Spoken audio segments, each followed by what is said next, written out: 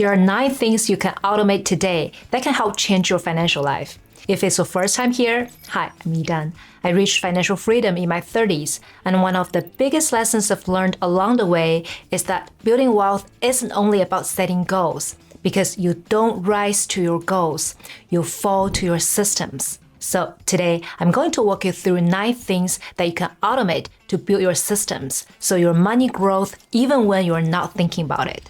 Let's start with the easiest one, automate your bill payments. I'm talking about the essentials like your rent, your mortgage, your credit cards, utilities, or insurance. Because if you miss a few payments, that's one of the fastest ways to lose money.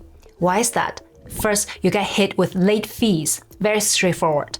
Second, your credit score drops, and that makes everything gets more expensive because lenders see you as higher risk, so they charge you a higher interest rate. And when it comes to interest rate, even a small difference matters. If you are not buying a home but renting a place, it can still cost you more because landlords may ask for larger deposits from someone with a lower credit score, or worse, you might not get approved at all. So this first one, automating bill payment, is a no-brainer.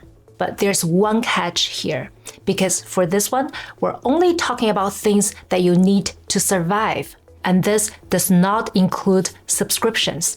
And in fact, subscriptions are one of the most dangerous things to automate bluntly. I once subscribed to a fitness app. It had workout videos, training plans, and things like I needed to exercise at home. At first, I used it a lot, but over time, I started watching workout videos on YouTube instead. Then slowly, I stopped using the app completely. But here's the problem. My subscription was on auto-renewal, so I didn't notice the cost, I didn't feel the payment, and I ended up paying for months for something I wasn't even using. In fact, according to surveys, in the US, over half of people pay for subscriptions they don't use every single month. Maybe it's a streaming app, a digital tool, a shopping membership, a learning app, or even a free trial that quietly auto-renewed. So here's what I do now. For most subscriptions, I turn off auto-renew or I cancel auto-renew right after I subscribe. I'll usually still keep access until the end of the billing cycle, so nothing changes in the short term. But later, I get to make a conscious decision. If it's still adding value to my life, I can renew. If not, I save the money. And to be honest, most of the time, companies will even offer a discount for customers to come back. Once your bills are handled, we move to the second thing to automate, your retirement contributions. In some countries like the UK and Singapore, this is already built into the system. You're automatically enrolled into a retirement plan and money is taken out of your paychecks, so contributions happen whether you think about it or not. But in the US, it's different. You usually have to enroll yourself in plans like a 401k or an IRA, and if you don't set it up, nothing happens. So if you haven't enrolled in your retirement plans, then automate your contributions directly from your paycheck or bank account. Set it up so money gets invested before you even see it. And here's a big bonus. Many employers offer a match, and that means that for every dollar you contribute, your employer adds more. It's essentially free money, but you only get it if you're contributing. Now, a lot of people think, once I contribute, I'm done. But that's not true. Automating contribution only gets your money in the account, but where your money is invested, that's where the real growth happens. In some retirement plans, your money goes into a default option. Sometimes that's called a target date fund, like a 2050 retirement fund. These automatically adjust over time, like more stocks when you're young and more bonds as you get older. That's okay for many people, but in other cases, your money might just go into a money market fund that's very low risk, but also very low return. And over time, that can seriously slow down your money's growth. So instead of just defaulting to whatever your retirement provider picks for you and hoping for the best, take control. Choose intentionally where you want your money to go. You can pick a few funds that you're comfortable holding for the long term, funds with solid performance and lower fees. For example, you can have 25% of them go into an S&P 500 index fund, 25% go into a total market fund, and another quarter go into an international index, and the rest go into an emerging market index, and then automate it. By the way, the allocations here are just an example, not financial advice. The idea is that if auto investment is set up, then whenever a contribution hits your account, the money gets invested exactly how you want it. Retirement accounts are powerful, but they come with rules. In most countries like the US, UK, and Australia, you usually can't access that money without penalties until a certain age. So if you want flexibility or even early retirement, you need a second layer, and that's where a brokerage account comes in. What you can do is to automate a percentage of your income right after payday into a brokerage account. Then set it to auto-invest into ETFs, index funds, or any stocks of your choice. This way, you're building wealth in two ways. Money for later, which is through your retirement accounts, and money that you can access earlier, which is through your brokerage account. And when you put them together, that's your freedom fund that lets you live life on your own terms. So now your money is invested, but this next automation can help it grow even faster, and it is automatic dividend reinvestment. When you invest in stocks or ETFs, some of them pay your dividends. Normally, that money shows up as cash, and then it just sits there. But with dividend reinvestment turned on, that cash doesn't sit there. It goes right back into the investment and start buying more of itself for you automatically. Think of it like a snowball. Let's say you have 100 shares of an ETF and they pay out $1 each, and that's $100 in dividends. So instead of spending that cash, you can use it to buy more shares. If the price of the ETF is $50 each, you just added 2 shares for free. Now you own 102 shares. Next year, you're getting paid on this 102 shares, not 100 shares.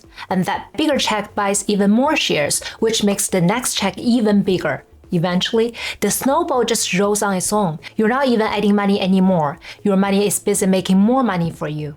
So far, at this point, your investments are compounding on their own. But what happens when a good opportunity shows up? If there's a market crash, there's a recession, and assets are on sale, are you ready to act? This is why there should be an opportunity fund, because opportunities don't wait. Discounted stocks, real estate deals, business ideas, they show up fast.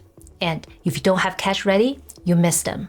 So the solution is simple. Set aside a separate pool of money just for opportunities and automate moving money into this fund consistently over time. So when the moment comes, you're ready. Now we've automated your regular income, but what about money that comes in unexpectedly? And this one is what most people overlook. When extra money shows up, a bonus, a tax refund, RSUs, side income, it feels like free money. And because it feels free, it's very easy to spend. If you don't want that money to disappear and instead want it to grow and multiply, the key is this.